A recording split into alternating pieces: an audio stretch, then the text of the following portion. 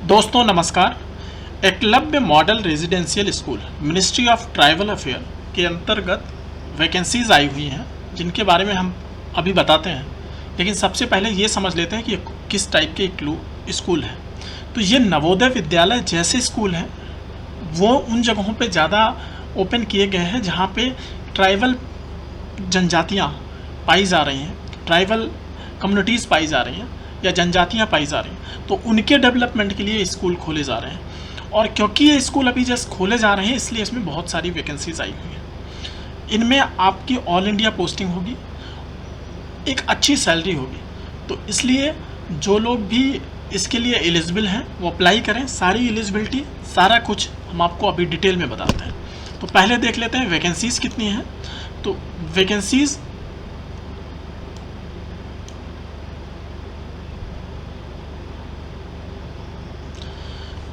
Vacancies जो हैं वो टीजीटी टीचर की 5660 है, हॉस्टल वार्डन मेल की 335 है और हॉस्टल वार्डन फीमेल की 334 है। इस तरीके से टोटल वैकेंसीज 6329। ये वैकेंसीज काफ़ी हैं सेंट्रल गवर्नमेंट में भरे जाने के लिए। और इनमें जो टीजीटी टीचर हैं ग्रुप बी के, उनमें सब्जेक्ट वाइज अब वैकेंसी देख लो। हिंदी के सब्जेक्ट के लिए टोटल वैकेंसी कितनी हो गई?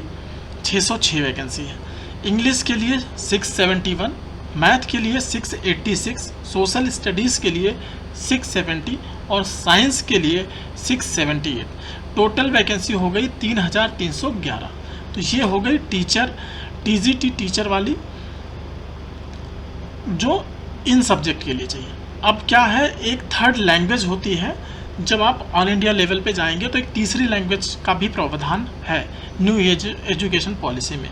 तो उसमें बंगाली लैंग्वेज के लिए कितनी 10 वैकेंसी है, गुजराती के लिए 44, कन्नड़ा के लिए 24, मलयालम के लिए 2, मणिपुरी के लिए 6, मराठी के लिए 52, उड़िया के लिए 25, तेलुगु के लिए 102 वैकेंसी है, उर्दू के लिए 6, मीजो के लिए 2 और संस्कृत के लिए 358 वैकेंसी है। तो सबसे ज़्यादा संस्कृत के लिए है एंड देन संथाली। तो टोटल मिला के 652 ये हो गए।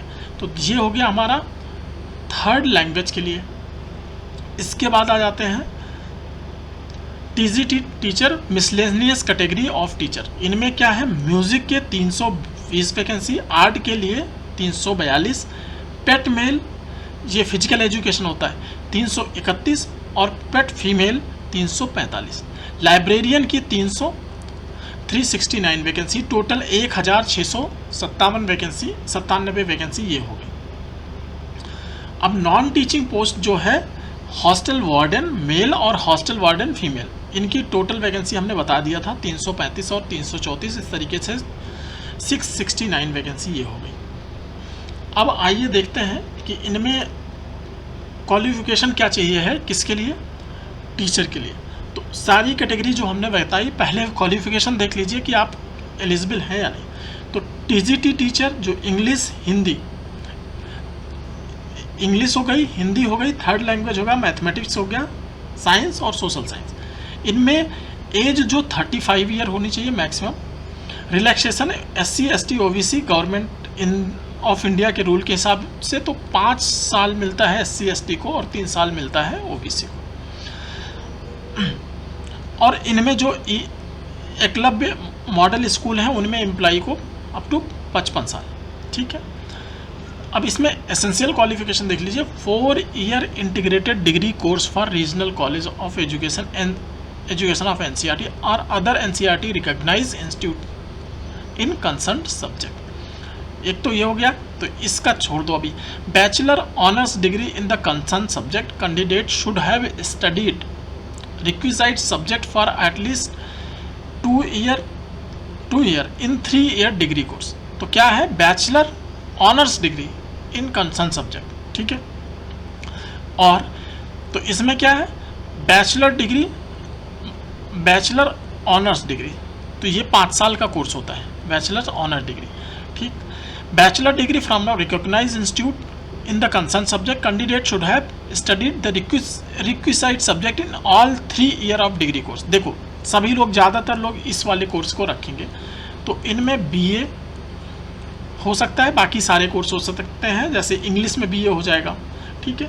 हिंदी में बीए हो जाएगा, थर्ड लैंग्वेज जो भी है उनमें बीए हो जाएगा, मैथमेटिक्स में बीए हो सकता है, इसको बीएससी बोलते हैं, साइंस में बीएससी हो सकता है, सोशल साइंस में बीए हो सकता है। तो ये सब्जेक्ट हो गए आप बीए वाले एलिजिबल। ठीक, अब इसके साथ में post wise elective subject and language in the combination of subject as under. तो TGT teacher Hindi as a subject in all 3 बता दिया ये सारी चीज़ें। मैथमेटिक्स के केस में फिजिक्स और any other subject, chemistry, electronics, computer science and statics. अब ये हो गया। इसके बाद में जो साइंस वाले हैं उस केस में टीजीटी साइंस के लिए बॉटनी, जियोलॉजी, केमिस्ट्री, ये कॉम्बिनेशन होना चाहिए। अब इसमें एक चीज़ और लिखा हुआ है, candidate who have passed BSc degree with the honours in the math subject would be considered eligible only if they have studied physics and chemistry, electronics, computer science, statics in any of the 2 year of the course. Candidate with BSc honors in physics or chemistry are not eligible for the post of maths. ठीक है, ये चीज़ ध्यान रखना है। इसी तरीके से सारे सब्जेक्ट का आप एक बार इसको देख लेना कि कौन किसके लिए एलिजिबल है। अब इसके बाद में एंड साथ में ऑल पीजीटी टीजीटी के लिए साथ में क्या चाहिए है, passed CTET teacher central teacher eligibility test conducted by CBSE according to guideline.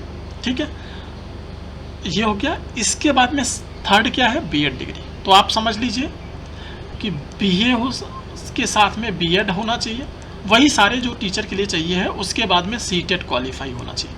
तो ये हो गया आपका एजुकेशनल क्वालिफिकेशन। ठीक है,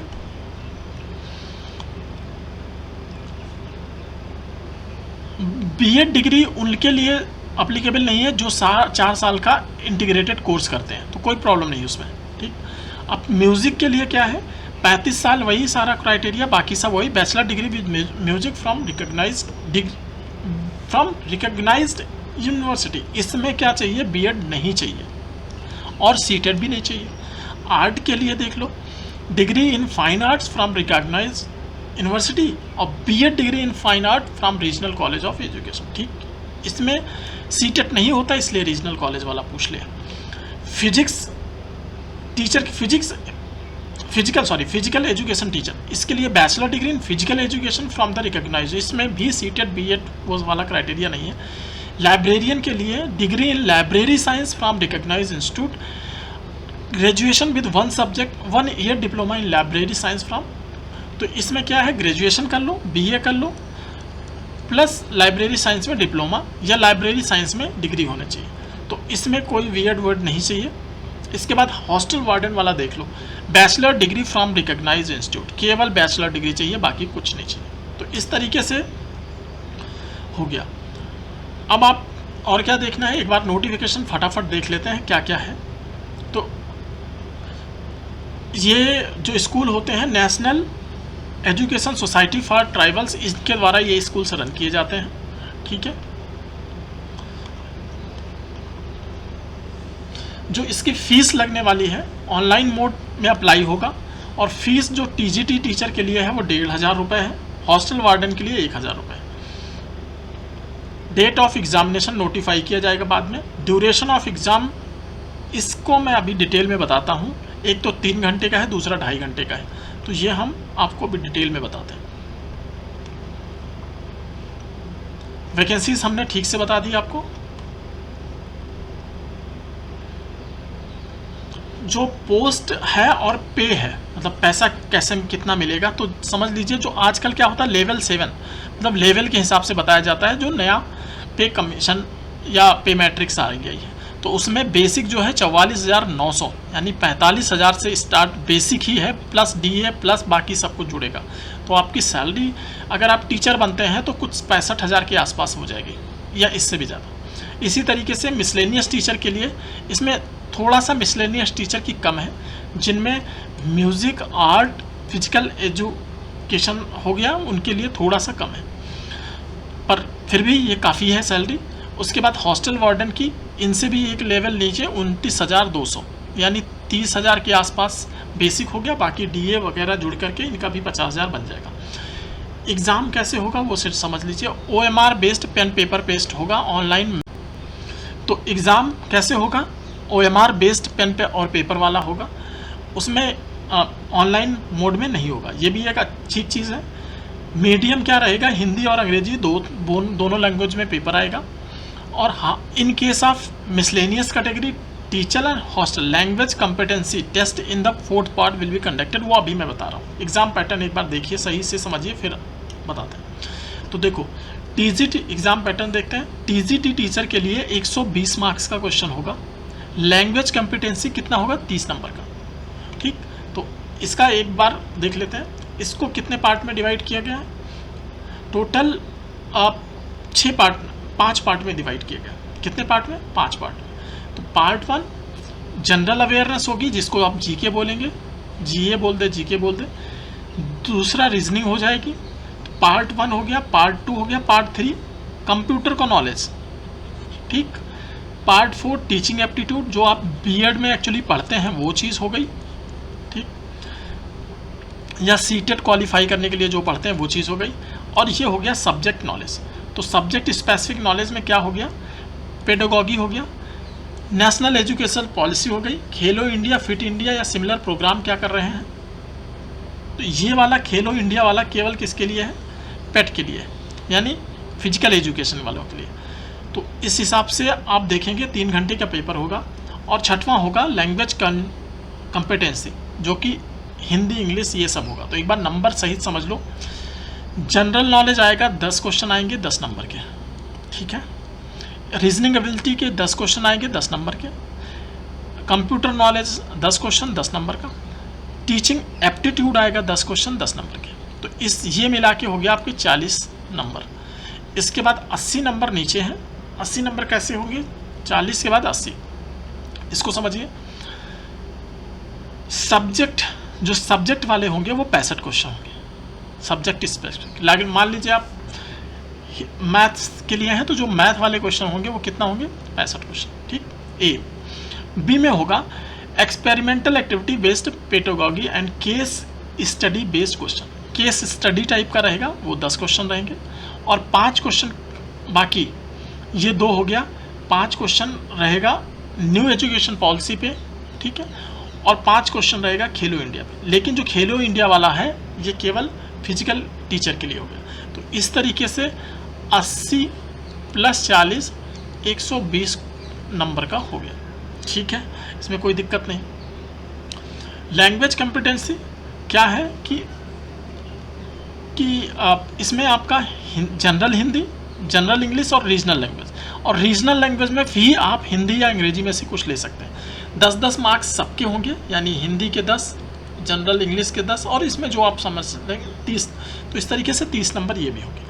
तो ये वाला जो पार्ट 1 to 4 है, candidate will not be evaluated अगर वो इसमें फेल हो जाता है पार्ट 6 में। तो लैंग्वेज पेपर को आपको पास ही करना है। और ये इसके नंबर नहीं जुड़ेंगे, लेकिन ये क्वालिफाइंग नेचर का रहेगा। तो आपका एक हो गया लैंग्वेज का पेपर। ठीक है, लैंग्वेज का पेपर हो गया। बाकी आपका दूसरा पेपर ही मेन रहेगा, इसको केवल क्वालिफाई करना रहेगा, जिसमें 10 marks each subject. This part is qualifying in nature only with the minimum 40% marks in each language. तो आप ये समझिए कि इसमें आपका 10 में से 4 नंबर सभी में आना चाहिए, तब आपका ये वाला पेपर इवेल्युएट होगा। ठीक है, और जो आपका जो लैंग्वेजेस है ना, जो तीसरी वाली इसमें डाला हुआ है, कौन सी वाली? पहला तो हो गया जनरल हिंदी। ठीक है, हिंदी, जनरल इंग्लिश, उसके बाद में और जो आपकी रीजनल लैंग्वेज है उनमें से ये में से दोनों में से चुन सकते हैं। तो जो नॉर्थ इंडिया वाले हैं वो इसमें आप कोई भी चुन सकते हैं, बंगाली, बाकी सब, जो हिंदी भी है ना, तो जो नॉर्थ इंडिया वाले हैं वो हिंदी फिर से चुन लें। ये रीजनल लैंग्वेज जनरल हिंदी ये थोड़ी सी टफ रहेगी इसके कंपैरिजन में। ठीक है, उसके बाद कुछ लोग जो चाहें इंग्लिश कर सकते हैं, बाकी लोगों की अपनी अपनी लैंग्वेज है वो देख लें। Option of regional language is limited to scheduled language of the state having notified vacancy. ठीक है, इसमें कोई दिक्कत नहीं। अब टाइमिंग समझ लेते हैं, एग्जाम का टाइमिंग कैसे होगा। तो आपको टोटल यानी 1 से लेके 6 तक पार्ट 1 से लेकर के 6 तक, इतना करने के लिए आपको दिया जाएगा 3 घंटे। इनमें से आप किसी भी पार्ट में कितना भी टाइम दे सकते हैं, इसकी कोई लिमिटेशन नहीं। मतलब आपको मन कहे ये कर लीजिए 5 मिनट में, आपका मन कहे इसको 5 मिनट में कर लो, जो जैसे मर्जी आए वैसे कर लो, लेकिन आपको टोटल दिया जाएगा 3 घंटे। ठीक है। एक और चीज़ अगर थोड़ा सा कन्फ्यूज़न है कि जो 80 नंबर है ना, इनमें 65 नंबर हो गया आपका सब्जेक्ट स्पेसिफिक, 10 नंबर हो गया आपका पेडागॉजी और केस स्टडी का, और फिर बचे हुए जो ये 5 नंबर है, 5 नंबर, ये 10 नहीं 5 नंबर है, वो या तो जो लोग हैं जो पेट नहीं लिए हैं उनके लिए नेशनल एजुकेशन पॉलिसी से आएगा 5 नंबर का, और बचे हुए जो फिजिकल एजुकेशन वाले हैं उनके लिए खेलो इंडिया, फिट इंडिया या सिमिलर प्रोग्राम के बारे में पूछा जाएगा, उनके लिए नेशनल एजुकेशन पॉलिसी नहीं आएगी। अब देख लेते हैं कि हॉस्टल वार्डन वाला कैसा रहेगा। उनमें क्या कर रहे हैं कि 120 नंबर का वहाँ पे भी होगा, लैंग्वेज टेस्ट वहाँ पे भी होगा, कोई प्रॉब्लम नहीं। आपका जनरल हिंदी 10 नंबर का, जनरल इंग्लिश 10 नंबर का, और रीजनल लैंग्वेज में आप हिंदी इंग्लिश बाकी जो भी समझ में आए वो चुन लेना। अब इसमें क्या किया इन्होंने, 10-10 नंबर सब जगह बढ़ा दिया, और वो जो 65 नंबर वाला था वो हटा दिया। तो देखिए 10 नंबर का जनरल नॉलेज आ रहा है, 10 नंबर का 10 क्वेश्चन आएंगे। रीजनिंग वहाँ पे 10 थी, यहाँ 20 कर दिया। कंप्यूटर नॉलेज वहाँ पे 10 थी, यहाँ पे 20 कर दिया। और एक पोस्को ऐड कर दिया, बच्चों के साथ कोई सेफ्टी रिलेटेड इशू, उनके साथ कोई बदतमीजी ना हो बाकी केसेस को समझने के लिए। तो पोस्को एक एक्ट है, तो उसका 10 नंबर। एक बार एक्ट पढ़ना होता है कि कितनी साल की सज़ा है अगर कोई बच्चों के साथ दुराचार करता है। एडमिनिस्ट्रेटिव एप्टीट्यूड का 30 नंबर का आएगा। इस तरीके से मिला के ये पूरा 120 नंबर का हो गया। इसमें क्या है, जो लैंग्वेज है ना 10 मार्क्स इस सब्जेक्ट, इसमें क्वालिफाइंग नहीं रखा है, उसमें क्या था क्वालिफाइंग था, तो इसमें सारे के नंबर जोड़ के 120 नंबर किया गया। जो हॉस्टल वार्डन है उनके लिए टोटल 2.5 घंटे दिए जाएंगे, वही 120 क्वेश्चन करने के लिए 2.5 घंटे दिए जाएंगे। ठीक, क्योंकि इसमें क्या है, लैंग्वेज पेपर इसी में घुसा दिया है, इसमें घुसा दिया। तो इस तरीके से 1 से 6 पार्ट करने के लिए कितना 120 मिनट, 120 क्वेश्चन करने के लिए 120 नंबर के क्वेश्चन रहेंगे, कितना घंटा दिया जाए, 2.5 घंटे। ठीक है, थैंक यू। ठीक है, अब इसमें नेगेटिव मार्किंग है 1/4। नेगेटिव मार्किंग कितना है 1/4, यानी 1 नंबर दिया जाएगा सही क्वेश्चन के लिए और 1/4 दिया जाएगा गलत करने के लिए।